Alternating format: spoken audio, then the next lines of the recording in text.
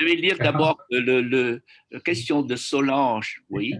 Et existe-t-il des tabous religieux qui sont dans les entraves dans la recherche sur des secrets des religions ou des organisations sectes secrets? Alors, je crois que c'est pour professeur James. Oui, merci. Alors, je peux parler en français? Mais oui, Comme mais la question est en français. oui. Oui. Donc, je vais parler calmement, doucement pour la traduction. Oui. Euh, alors, pour répondre à cette question, c'est en fait une autre partie de mon chapitre. Donc, je remercie Solange pour poser la question parce que c'est toute une partie de mon chapitre que je ne peux pas, j'ai pas eu le temps d'exposer ici, qui concerne en fait les tabous ou certains a priori, certains préjugés religieux qu'ont les chercheurs eux-mêmes, hein. C'est aussi ça aussi, c'est aussi une forme de tabou à l'intérieur même donc du corps académique. Et donc, je me suis concentré sur quelques chercheurs, notamment qui ont travaillé sur les questions de médium et de religion au Vietnam, et des chercheurs français. Alors, par exemple, Gustave Dumoutier, le très célèbre Gustave Dumoutier, qui est qui, à la fin du 19e siècle et au début du 20e siècle, a fait des ethnographies excellentes sur justement l'écriture talismanique, l'écriture des talismans, sur les funérailles également. Mais j'ai remarqué dans sa nécrologie, hein, donc quand il est mort, il y a une nécrologie qui a été publiée, que M. Dumoutier était un adepte du spiritisme d'Alan Kardec, par exemple, et qui liait ça à son activité de pédagogue, parce qu'il était aussi lié à l'administration coloniale, euh, et, euh, et donc sa relation avec les esprits fait partie donc de ses hobbies, comme on dit. Et c'est assez intéressant de voir qu'un des précurseurs de l'ethnographie du Vietnam, religieuse du Vietnam, était un pratiquant du spiritisme. Il y a aussi d'autres chercheurs qui ont des a priori religieux que je traite dans mon article. Euh, je pense notamment à Durand, qui travaille sur les médiums aux années 50-60 et qui vraisemblablement a beaucoup d'influence de ce qu'on appelle par lecture de René Guénon et du pérennialisme. Donc, c'est la recherche de la tradition millénaire avec un T majuscule. Et donc, au travers des cultes de possession, les Lendong vietnamiens, il essaye de retrouver une grande tradition asiatique de connexion avec les esprits en mêlant les médiums, le chamanisme, etc. Et tout cela serait dans les grandes origines de l'Inde. Et vous voyez, donc tout ça, ça fait partie, quand on est un chercheur qui travaille, qui essaie de faire son travail le plus objectivement possible sur les religions au Vietnam, par exemple, on est confronté à ce genre de lecture où en fait, il y a déjà certaines a priori, certaines orientations de l'écriture. Et c'est la même chose lorsqu'on a aussi des a priori athéistes sur les religions qui produisent des filtres qui coupent l'information et en fait qui nous demandent d'aller sur le terrain et d'aller écouter les personnes. Et vous, monsieur professeur Chung, vous connaissez bien, hein, vous allez des États du Mékong, il faut aller au contact des personnes qui pratiquent, il faut les écouter, les regarder, observer ça, et sans jugement. Bien sûr, c'est un effort le plus difficile, et encore plus sans doute dans toute question de religion. Voilà. Merci beaucoup.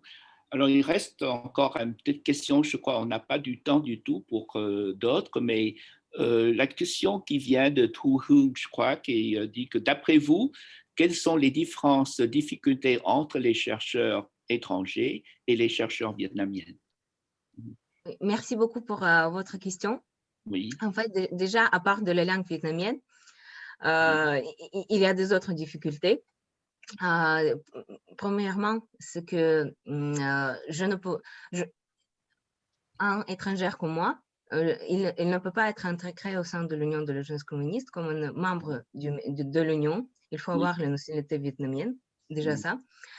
Après, c'est aussi la question de reconnaissance d'une certaine façon, puisque en arrivant à Cantreau, j'étais quand même beaucoup remarquée par des locaux, par des membres de Lyon. On était un peu gênés de me parler, puisque j'étais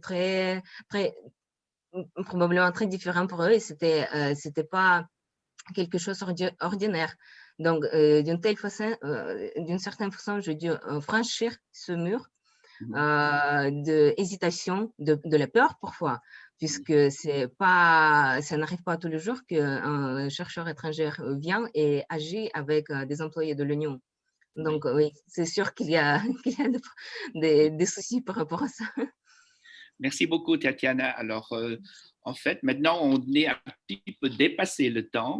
Et puis, je tiens à remercier professeur Jam et puis vous aussi, Tatiana. Alors, on espère de vous revoir ici au Vietnam et pour la continuation de votre recherche. Et encore, je crois, pour le Cao Dai, encore, je trouve encore qu'il y a beaucoup de choses que je peux demander à professeur Jam, par exemple, pourquoi il y a Victor Hugo, il y a un peu tout, il y a une sorte de panthéon, vous ne trouvez pas? Et là encore, alors, selon le symbolisme qu'on peut être, vous savez, tenté à voir la signification et tout ça. Une fois, merci beaucoup. Merci. Oui. Et puis, oui. Oui, on peut prendre encore une question. Pardon. La session suivante est à 15h10, donc on a encore le temps pour une question. Oui. Alors, moi, je voudrais peut-être juste répondre aussi à cette notion de différence entre chercheurs étrangers et chercheurs vietnamiens. Oui. C'est aussi une question de méthodologie en termes de insiders et outsiders, les chercheurs de l'intérieur et les chercheurs de l'extérieur. Et alors, bien sûr, moi, je suis en outsider, mais il y a des avantages et des inconvénients à être outsider. Et c'est la même chose d'être insider. Il y a des avantages et des inconvénients. Et c'est moi ce que j'invite régulièrement mes chercheurs, mes étudiants et aussi mes collègues, c'est aussi moi, en tant qu'outsider au Vietnam, j'invite des chercheurs vietnamiens, s'ils le veulent, à venir en France, étudier la culture française, par exemple, et me confronter, moi, à être insider moi-même, et vous serez ainsi outsider.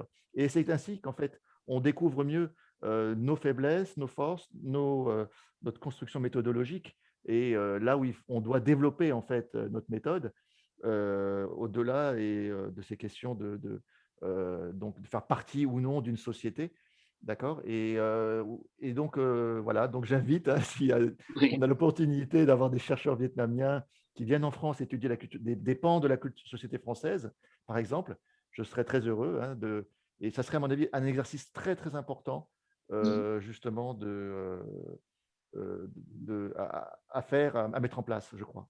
Bien, je vous remercie beaucoup, Jérémy. L'invitation, ben, c'est certain, ben, j'aime bien les bouchons lyonnais, vous savez, alors voilà. Bien. Vous êtes alors, bienvenue. Oui, je vous remercie beaucoup, Tatiana et Jérémy. Alors, je passe. On a un petit intermission, non? Ou bien on va continuer? Moi, je veux bien poser peut-être une question pour finir. I have maybe a final question for Tatiana and Jeremy. Do you use social media, for example, Facebook or other social media, to conduct online fieldwork?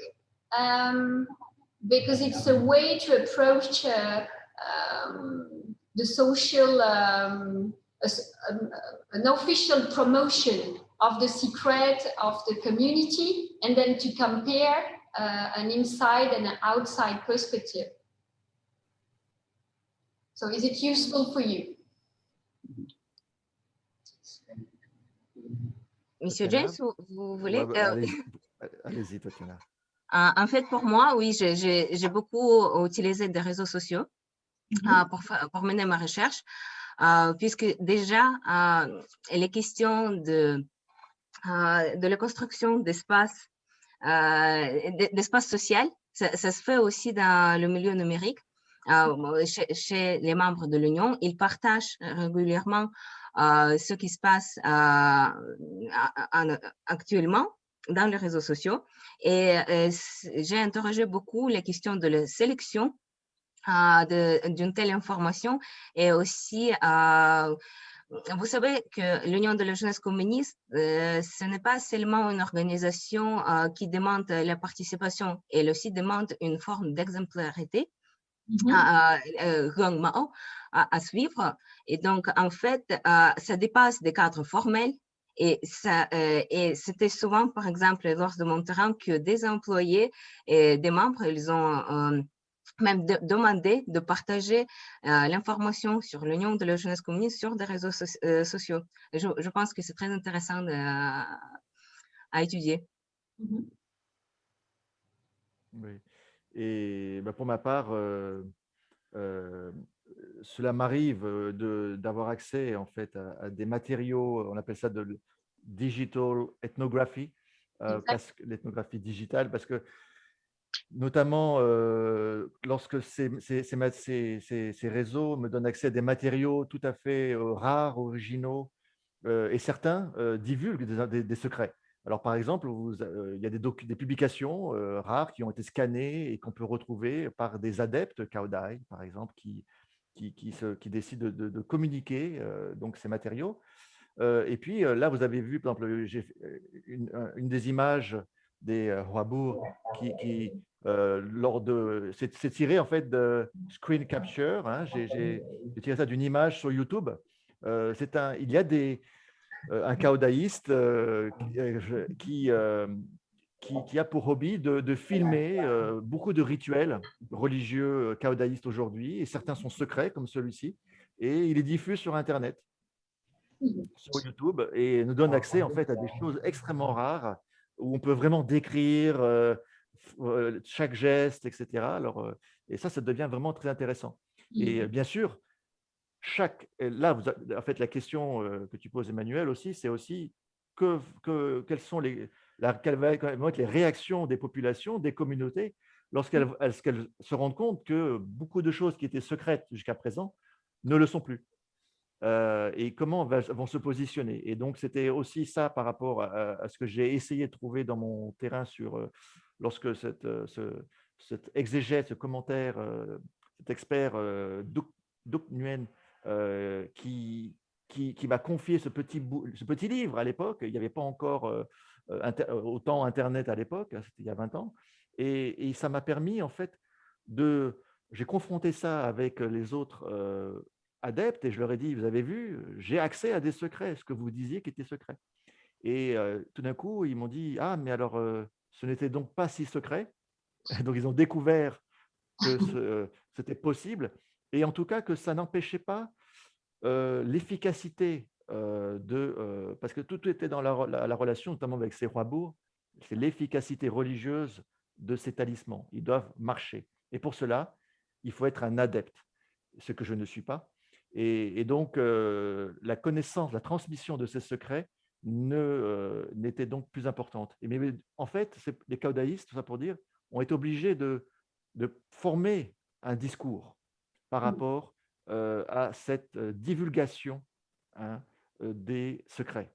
Et c'est la question sur les Facebook, YouTube, etc. C'est exactement ça aussi, ce type de conséquences sur notre terrain. C'est que la plupart de nos informateurs, des personnes que l'on rencontre, doivent se positionner, doivent avoir une posture, doivent décider, doivent avoir expliqué leur relation à ces informations qui ne sont plus secrètes.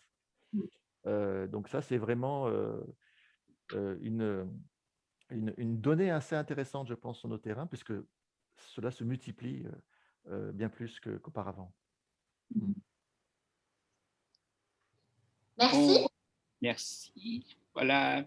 Take it away. The next one.